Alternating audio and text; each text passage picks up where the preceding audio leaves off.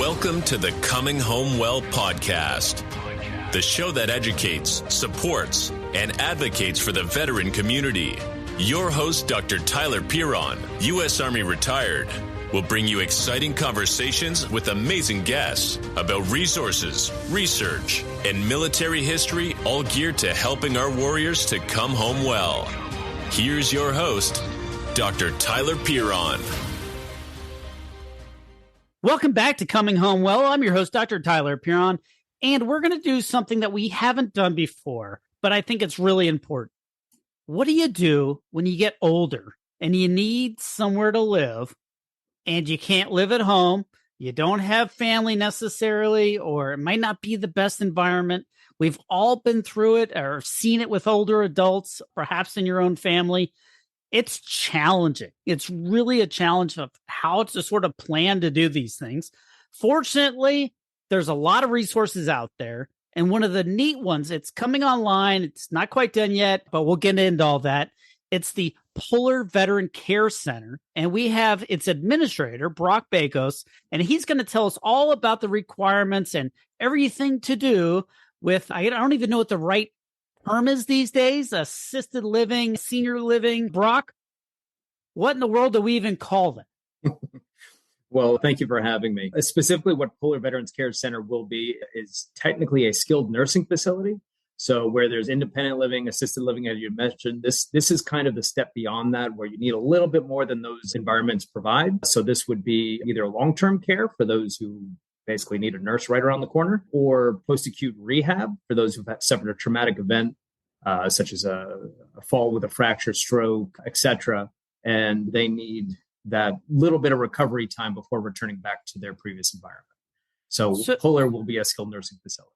So I'm not familiar with the terminology. So a skilled nursing facility is like at the top tier of care. Is that how that works? Depending on perspective. So top tier would be, yes, the most hands-on, the most acute compared to the others. So when people think of independent living, it's a little house maybe, or a cottage, or a large complex that you would be a member of, and you come and go as you please. You have your own vehicle. That's generally the kind of thought process that people have when they think of that environment. Assisted living would be a little bit more of a closed community for those who need help bathing, grooming, dressing, but nothing very heavily beyond that. Maybe help with their medication, some memory, cognitive impairment, but are pretty much independent from that point forward. Our environment will be for, again, those who just recently suffered an event that just physically can't get back to either that independent level or even assisted level, or just need help getting there, or those who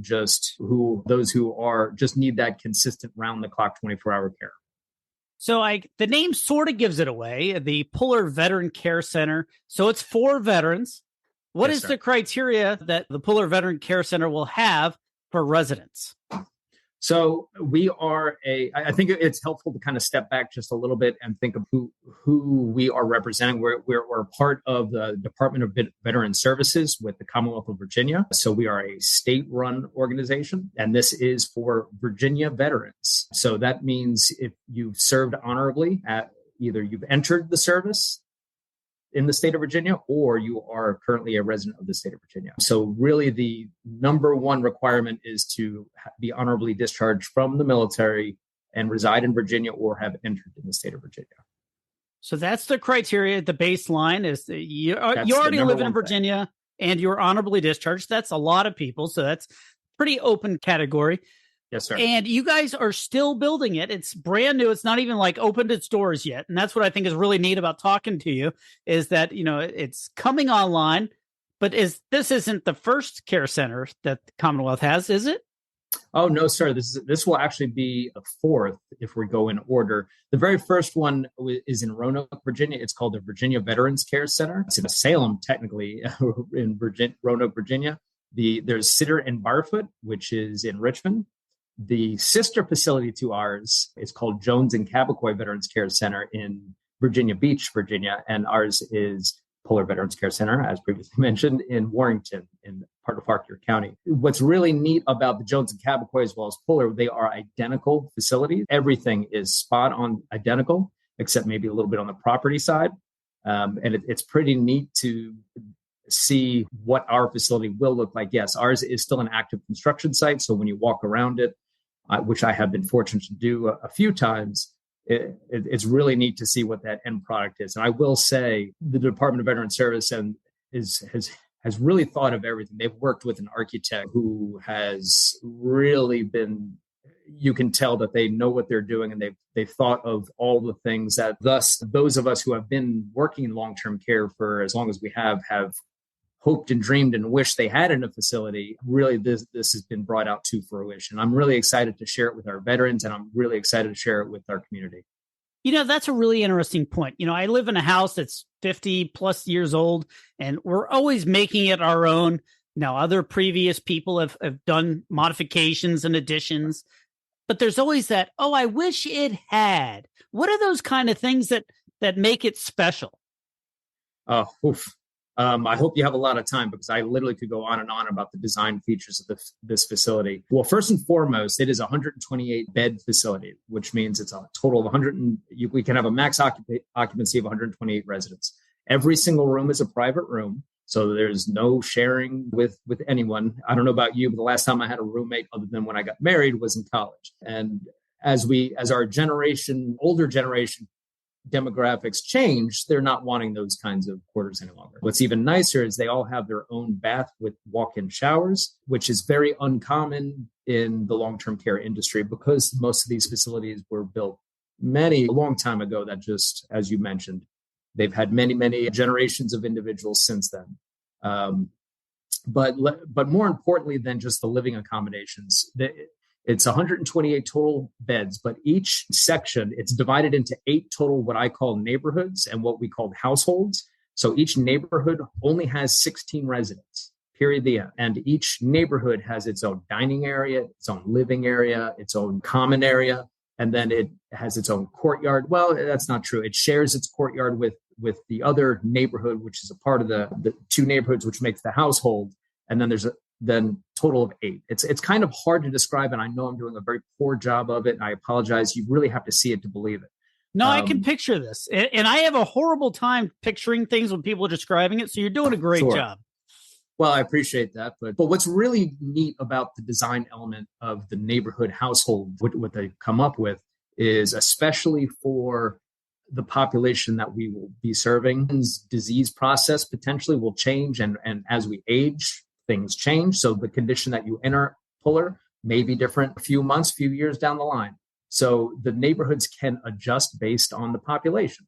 So the way they've designed it is, let's say we have some memory care individuals who have the propensity that they need to stay active. So we can open doors, close doors based on the configuration of the residence. So we can make it a big loop. We can make it a figure 8. We can make it a total lockdown for those who really need the constant visual care.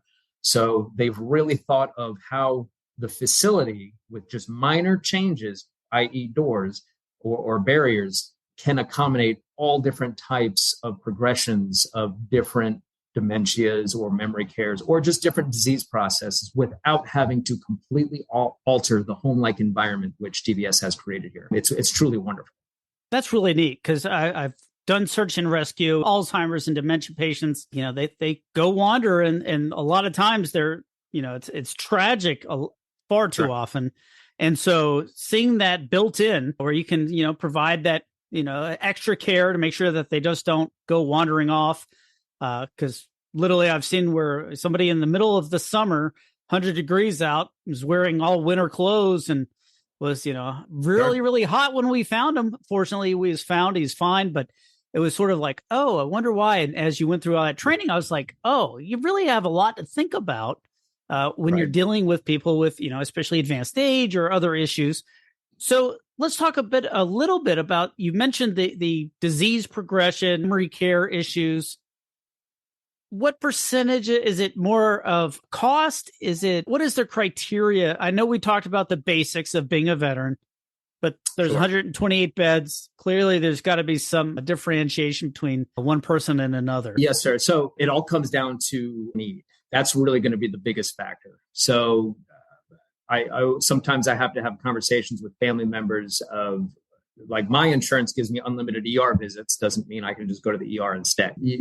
You have to meet certain, you have to have the need to be in this environment. So you have to have, the easiest way for me to break it down is, or to at least explain it, would be you would have to have the need for a licensed nurse or a registered nurse to literally be about 10 steps from your room. So if you need an apartment, place to stay, that this is not going to be that type of environment. You would need a certain level of assistance. So I think it would be also beneficial if I kind of explain the admission process. And quite frankly, it's not going to be much different than your average nurse, your privately owned nursing home or skilled nursing facility. So let's just be honest, most of our residents will be coming from either the hospital environment or the local VA. Like I had meant to say, they had a slip and fall. The hospital will send us a packet of information. It will be reviewed by our clinical team, which would consist of the director of nursing, for example, physician potentially, depending on the clinical capabilities. And it will be reviewed to make sure, first and foremost, we can take care of their needs. That's the most important thing. It doesn't do anyone any good if we accept someone that we just can't take care of. Now, fortunately, those are very few and far between. The second thing is, do they meet the level of care? Because if it doesn't, nobody any good if, let's say, your insurance, you come to us and your insurance won't cover it because you could do this at a lower level of care, at an assisted living, at an independent, or you could do this at home. There's no reason. So we're going to check with whatever your insurances are to make sure that they agree with our assessment that you meet that level of care. And then it kind of goes on from there, medications, et cetera, to make sure we can have access to all the things that person needs for us to take care of them. Does that? No, that makes perfect sense. I was also thinking, there's 128 beds. This is the fourth such type center, but there's millions of veterans here in the Commonwealth. Yes, sir. So that is sort of getting at the other half of the question is, okay, here's all the things you need to make sure that it's an appropriate fit. But I bet the need far exceeds the supply. Oh, I would imagine so. I was so happy when these facilities were being built, both in Virginia Beach and up north here in Warrington. So happy first and foremost to see it being built out in the Tidewater area. Obviously, a much heavier concentration of our veteran community as well as active community in that area. So I was very happy to see that. So yes, there is a tremendous need in both areas, and we're excited to serve these populations. But on the flip side, we're also getting a lot of interest from individuals who are thinking we are going to be something that we're not. So they think we're the VA, as an example. So they're looking, so they don't have to drive to DC or West Virginia to get their medications at the VA. Unfortunately, we will not be able to provide those services. I get a lot of phone calls about veterans who are suffering from mental health crises. Unfortunately, those are services we are not providing. So there is a lot of demand. And unfortunately, I'm very happy. I'm very fortunate to be on this program because it's helping to get the information of what we can do and what we are looking to do. I don't know if that answers the question, but yes, there is a lot of demand, but not all of it will be able to accommodate from that. Absolutely. No, I was just sort of, I am not old enough to have dealt with this. And so I'm learning a lot. You can do all the research in the world, but talking to experts and people that are actually involved with long-term care, because, you pay for some people long-term care insurance because it's very expensive. It's very difficult. And it's one of those end of life type things that nobody wants to talk about. And so I was like, this is a great topic, a great thing that's happening. New centers being built. Let's sort of figure out how this all works. Right. So you mentioned insurance. Now this is a state agency. It's not the Veterans Affairs. So it's not a federal thing, but how does that work with, people's insurance or TRICARE or VA care?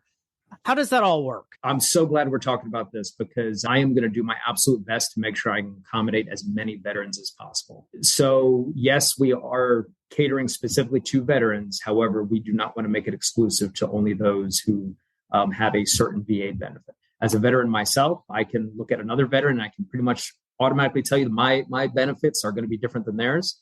And so we want to be as accommodating as possible. So we will be duly certified, which means we will also accept Medicare and Medicaid. And I'm going to try to accept as many insurances as possible as well, whether that's a Humana, Anthem, et cetera. to be as inclusive as possible.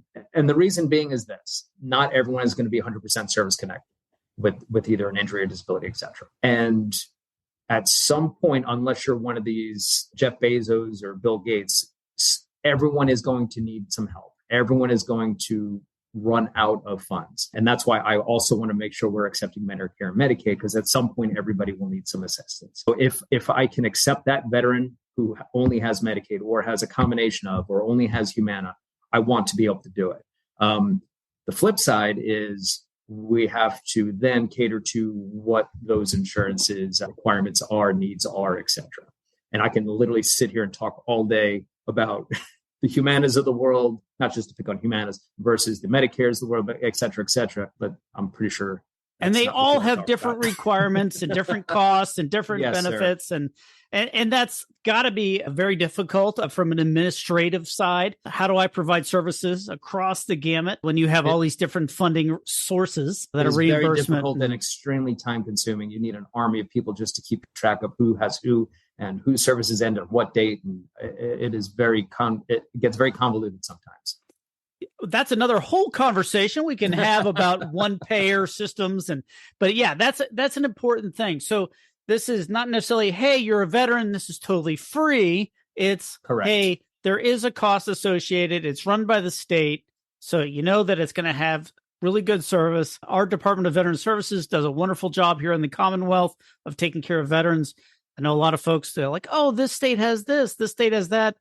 The Commonwealth has some really wonderful programs here in Virginia to take care of veterans. This is just another one of them. So we've talked about what you do and where you're going to be. It's still under construction, so probably the end of this year, maybe next year, by the time everything gets fitted out and everything ready. I'm not going to hold you to it because I know how construction is. But this is something, if you're a veteran or if you have a family member that may be getting a little bit older, needs a bit more care than they can have at home, where they need a nurse or that kind of skilled assistance. This is something to think about. This is one of 4, but this is the first one that's up in the central Northern Virginia area. The other ones are out in Roanoke or down in the Tidewater area. So they're trying to spread it around. We have a lot of veterans up in Northern Virginia. So that's definitely something to think about. What is it that everybody should know about the Puller Veteran Care Center, or more broadly about veteran care centers here in the Commonwealth? I think that's an excellent question. What I would like people to at least think of and take away with them, either with this conversation or once they have an opportunity to come out and see us, is we are looking at the needs of our veterans who are at a certain stage of life that needs that certain level of care. And we are stepping up and we are giving them absolutely the 100% best that we can give them. I have been in long-term care for going on 12 plus 13 years. And I have never worked for an organization that has just been let whatever it takes to take care of the veteran. A lot of people have different experiences when it comes to veterans and their treatment with services, et cetera. But as the administrator, I'm going to do everything I possibly can to make sure that we're taking the absolute best care of our veterans, the ones who have given everything. It's time for us to give back. So I honestly, that's what I want you to think about. A lot of people have had experiences with nursing homes and rehab facilities, and I want to be able to change that stigma with this experience. So what is some of the difference between private places, and you don't have to say any by name or anything, and state-run veteran care services? I was thinking about it. I was thinking to myself, there's a lot of them out there, and there must be difficult to run because we have a great one near us, and it's just a nice facility, but they're shutting down. And so I was like, wonder why? I don't know enough about the way they operate. I have worked in the public sector for, my entire career in long-term care up until going on 8 months now that I work for DVS. So it is a very difficult, for lack of a better term, industry to be in. It is looked down upon by a lot of people. When people think nursing homes, they generally don't have a very good opinion. But I will say they do darn good work. They do darn good. They take care of, they're there to take care of people when people need to be taken care of and there's no one there to take care of them. And I don't mean to get on a soapbox and talk about the regulations and all these things, but no, that's important stuff. I mean, You were in the service. I was in the service. You live and die by regulations and rules and difficulties getting around things. It is a heavily regulated industry. Let's just call it is what it is. There's an old adage that there's more regulations than nuclear power for nursing homes. And quite frankly, that can be true. And they are held to a standard that is sometimes impossible to and quite frankly, people can't be in the business, for lack of a better word, because it is so difficult. And the fines are substantial when you're found in non-compliant. I'll never forget, I got a widespread infection control tag on one of my surveys for a volunteer leaving an ice scoop in an ice bucket. And that is an infection control tag, widespread, something as simple as that. But when people read those things, it sounds way worse than it actually is. Everyone's gone to a picnic and does the same exact thing. So we are up against the same exact challenges. However, I'm putting a team together to be able to combat those challenges as much as possible, but we're not going to be perfect. We are going to put every process in place to make sure we can do it and do it right. But it all comes down to how good did you look that day? Well, it's like many things. You could be 99.99% perfect, but the 0.01% where something wasn't quite right, that's what you hear about on the news or wherever.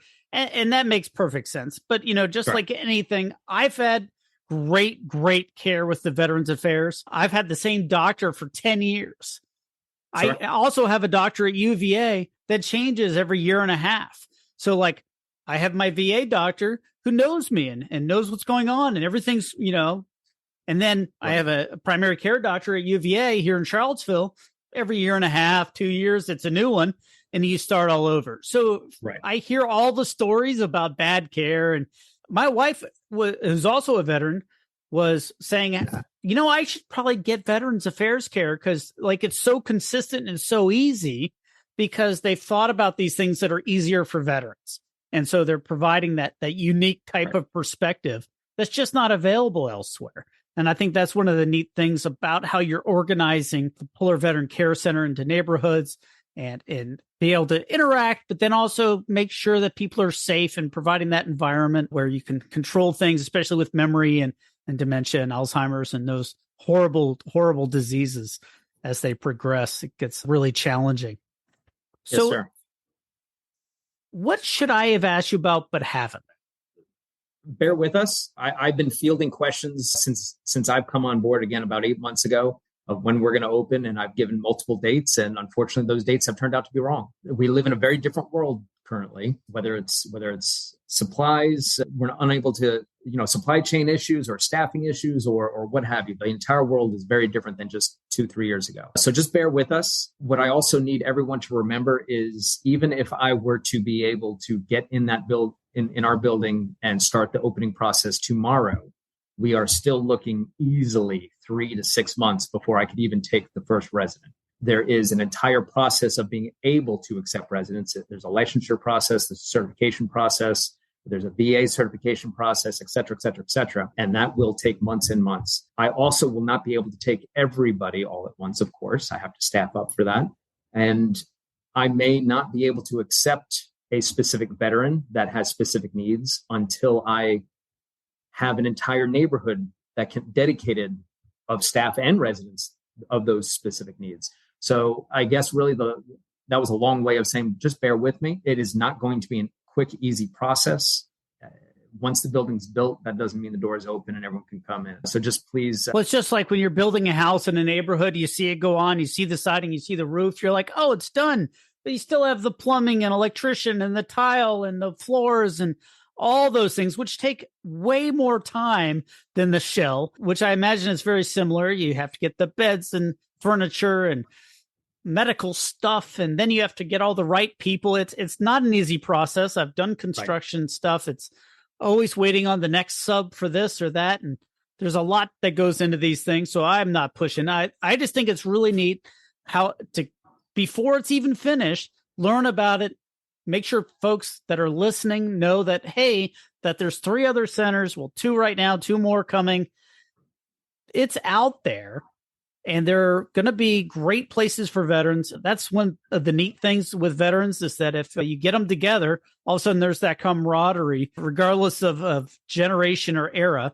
combat or not combat. It really doesn't matter. And I would imagine that the outcomes are a bit better when you have a bunch of veterans able to interact and talk and reminisce. And you know what? That is the plan. It's to get people who have similar memories, lifestyles, situations. There's going to be a lot of that.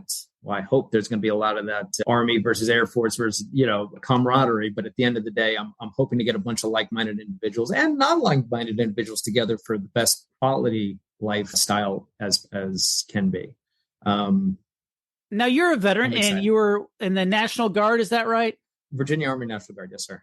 Oh, that's pretty awesome. So you served for a few years, and what was your service like? I served for 8 years. My final duty station was actually out at Fort Pickett doing logistics, ranges, barracks, etc. I really enjoyed my time. It was an experience that I wouldn't trade for anything else. I actually joined late in my career. I joined when I was 30 years old, and it was something that I always wanted to do, and I'm glad I did it, and I was happy, and I'm happy I did. Well, I think that's pretty awesome. We have a veteran that's going to be running the newest, the Veteran Care Center, the Puller Veteran Care Center. Now, that name, let's just ring back a little bit. Puller, is that in relation to anybody? Yes, sir, of course. So it's actually in relation to three somebodies, which is very exciting. So Chesty Puller, of course, the most decorated Marine in U.S. history, as well as his son, Lewis Puller, and his wife, Toddy, who's one of our Virginia legislators, who's actually responsible for a lot of veteran legislation, including the to be able to get these two new centers funded and constructed. So we're very excited. I'm very excited to represent the Puller name and legacy when I go to work every day. So it's quite an honor. And again, I'm not a Marine, but it's still quite an honor to represent that legacy. It's always amazing to hear the stories and the books that have been written about Chesty and his son. It's named after all three of them. I think that's a great legacy to have, and knowing that our native sons here from Virginia. Chesty Puller is from West Point, Virginia, but then joined the Marines. I don't get that, but that's another whole story. We've been talking with Brock Bakos. He's the administrator of the new, coming on soon, maybe next year, by time finally operating, of the Puller Veteran Care Center. It'll be up in Warrenton. If you're at all interested, go up on the DVS website, go search, and we'll have a link on the Coming Home Well Facebook page for you to get more information about all the veteran care centers. But again, this is part of the Department of Veteran Services, and we've had a bunch of folks from DVS on. Thank you so much for joining us on Coming Home Well. Brock, thank you so much, and I'm really looking forward to learning a bit more once you get open and see how all these plans come into fruition. I appreciate it. Thank you very much for having me. Thanks for joining us this week on Coming Home Well with Dr. Tyler Piron. If you enjoyed this episode and you'd like to help support the podcast, please share it with others, post about it on social media, or leave a rating and a review. Follow us on Instagram at ComingHomeWell_BTS or on Twitter at ComingHomeWell. Thanks again. And until all are home and all are well, this is Coming Home Well.